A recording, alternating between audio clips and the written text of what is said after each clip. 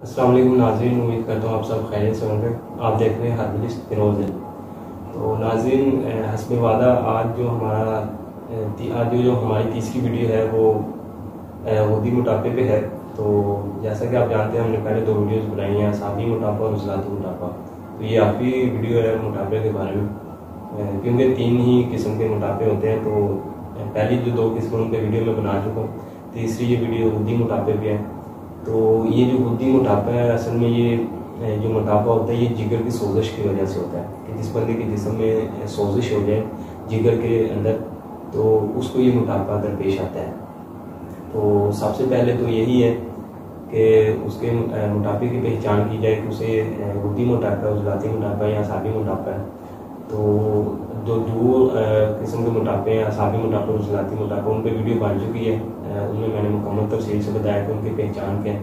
तो ये जो तीसरा किस्म का मोटापा है, इसकी पहचान ये है कि उस बंदे का जो जिस्म होगा, उसको हाथ लगाएंगे तो नरम सा महसूस होगा जिस्म, ठीक है। ख़ासकर पेट को अगर हाथ लगाएंगे तो नरम सा महसूस होगा और पेट आगे की तरफ लटका हुआ होगा। आपने देखा होगा कुछ बंदों को उनका पेट लटका हुआ होता है, तो ये हुदी मोटापे की निशानी होती है। अगर आप उनकी नब्ज़ भी देखेंगे तो आपको वही नब्ज़ मिलेगी, यानी कि हुदी का मतलब होता है गर्म, ठीक है। सफरा की वजह से वो जो उनकी नब्ज़ भी है वो भी दरमियान में महसूस होगी, ठीक है। ना फुल ऊपर महसूस होगी यानी कि उज़लाती तहरीक वाली, और ना ही फुल नीचे महसूस होगी यानी कि साबी तहरीक वाली, यानी कि बदन की तहरीक वाली। तो दरमियान में नब्ज़ महसूस होगी, गर्म, जहाँ गर्म सफरा की नब्ज़ महसूस होती है। तो इसके अलावा उस जो बंदे को जो निशानी है सबसे बड़ी, वो तो यही है कि पेट उसका जो है अगर हाथ लगाया जाए नरम होगा। और उसकी और भी निशानी है कि इस तरह के बंदों को गुस्सा बहुत जल्द आ जाता है, ठीक है। इस तरह के बंदों को गुस्सा, अगर ज़रा से भी कोई बात हो जाए गुस्सा आ जाता है और चिड़चिड़ेपन के शिकार होते हैं इस तरह के बंदे।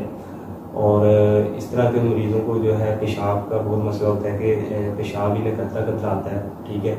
और अभी पखाना करके आते ही हैं वाशरूम से, तो तकरीबन कुछ ही देर बाद फिर इस तरह महसूस होता है कि अभी यानी कि मुकम्मल तौर पे जिस्म से फुजला बाहर खारिज नहीं हुआ, ठीक है। पेशाब का भी हिसाब होता है कि रंग भी जर्द होता है पेशाब का, और कतरा कतरा और जलन महसूस होती है पेशाब के अंदर।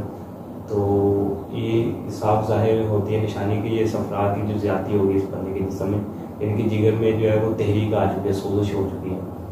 तो इसका जो इलाज है नाज़रीन, सबसे पहले तो ये है कि उसकी गर्म चीज़ें बंद करवाई जाए, यानी कि हुदी चीज़ें, अदविया भी और अग़ज़िया भी। यानी कि गर्म चीज़ों से मुराद ये है कि उसके जो गर्म चीज़ें हैं जो भी उसके करीब है, देसी घी वगैरह हो गया। इस तरह के मरीज़ों को ग़िज़ा के अगर फिर भी ये इस्तेमाल करें मुसलसल सफरा वाली ग़िज़ाएँ, यानी कि गर्म ग़िज़ाएँ, तो उन्हें फिर कब्ज़ और पेचिस जैसे मसाइल पेश आना शुरू हो जाते हैं, ठीक है। तो उन्हें कब्ज़ और पेचिस वगैरह के भी मसाइल जब शुरू हो जाते हैं तो फिर उनके लिए इलाज ज़रा और मुश्किल हो जाता है। तो अगर तो कब्ज़ और पेचिस वगैरह के मसले हैं तो फिर मुलय्यन 5, यानी कि तिब्बे साबर का एक मशहूर नुस्खा है मुलय्यन 5। तो आप गूगल पे भी लिखेंगे, यहाँ पर जहाँ भी लिखेंगे तो आ जाएगा सामने, मुलय्यन 5 लिखेंगे, ठीक है। तो सलासा का मुलय्यन 5 लिखेंगे तो इंशाल्लाह आ जाएगा। और इसके अलावा एक और नुस्खा है, अगर मुलय्यन 5 इस्तेमाल नहीं करना चाहते हैं तो वो नुस्खा ज़बरदस्त है। तो उसमें नाज़रीन अदरक, पुदीना, सौंफ, ज़ीरा सफ़ेद, छोटी इलायची, मुलट्ठी और गुड़खू, ठीक है। ये नाज़रीन ये जो चीज़ें हैं तमाम की तमाम हमज़ल लेनी है और इनका सफ़ूफ बनवा लें, पाउडर बनवा लें। तो इनके जो है सुबह दोपहर शाम इस्तेमाल करनी है। 500 mg के कैप्सूल डाल लें या फिर चने बराबर गोलियाँ बना लें। तो नीम गर्म पानी से ये इस्तेमाल करवाएं और कोशिश यही करें कि जो गर्म चीज़ें उन परहेज़ करवाया जाए। तो ये नंबर भी आपको दिख रहा होगा व्हाट्सएप का, तो आप इस पर मैसेज कर सकते हैं। आपको अगर चार्ज चाहिए हो तो, यानी कि गर्म चीज़ें कौन सी हैं, सर्द चीज़ें कौन सी हैं और खुश्क चीज़ें कौन सी हैं, ताकि उस चार्ज के मुताबिक चलकर तो जल्द से जल्द अपना इलाज किया जाए।